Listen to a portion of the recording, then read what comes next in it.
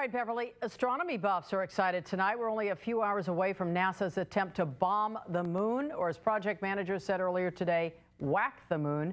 Tomorrow morning at 4:30 a.m., NASA will deliberately crash a rocket into the moon's surface. The satellite part of that rocket was built here locally. NBC4's Patrick Healy live at Northrop Grumman headquarters in Redondo Beach with more on that for us. Patrick.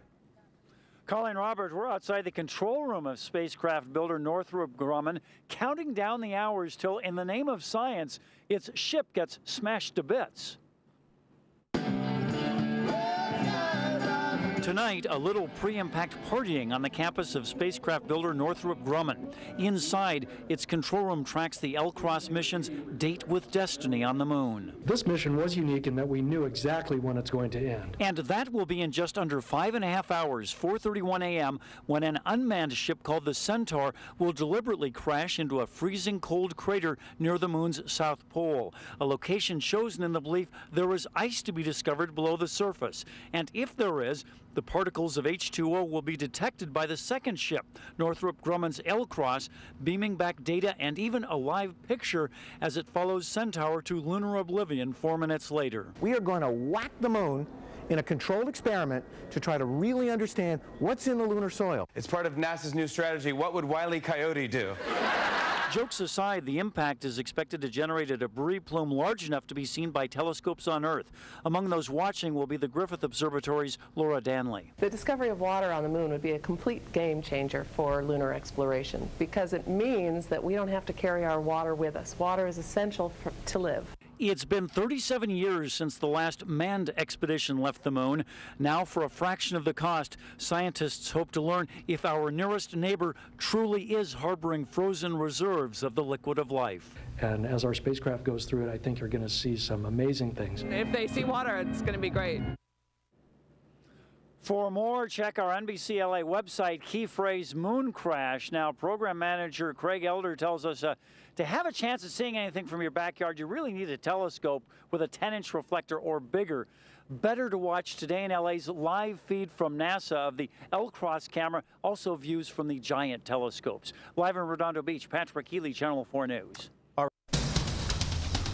In a little more than 5 hours, a NASA spacecraft and its booster rocket will slam into the moon, and the impact will be televised live. Eyewitness News reporter Robert Holguin is live at the Griffith Observatory to tell us what scientists hope to find out from the impact. Robert?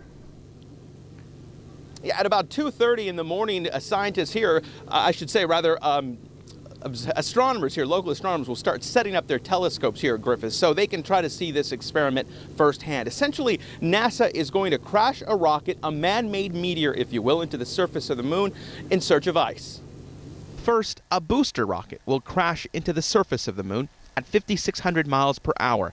NASA is hoping the impact will send a giant plume of moon dust into the sky.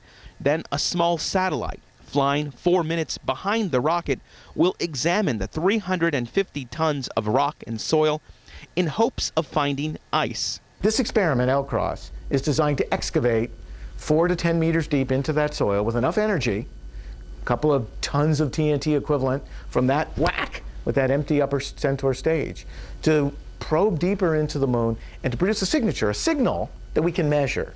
If the satellite is able to detect ice, scientists say it could change the course of lunar exploration.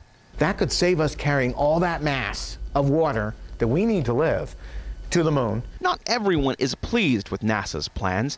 Some have posted messages on the internet calling the LCROSS an attack on the moon. The thing that controls the tides on Earth, they are going to bomb it. We have our fingers crossed. But at Griffith Park's famous observatory, stargazers will train the facility's best telescopes on the skies tonight in hopes of seeing the historic event firsthand. We probably have a very good chance of seeing the impact and some plume, but we really don't know. And I can tell you this is set to happen at about 4:30 local time, 4:30 a.m. If you don't have a telescope, you can always watch it online. NASA plans to broadcast from that satellite that will eventually crash into the surface of the moon itself. You can go to our website at abc7.com and get a link and watch it for yourself. Reporting live from Griffith Park, Robert Holguin, ABC7 Eyewitness News. All right.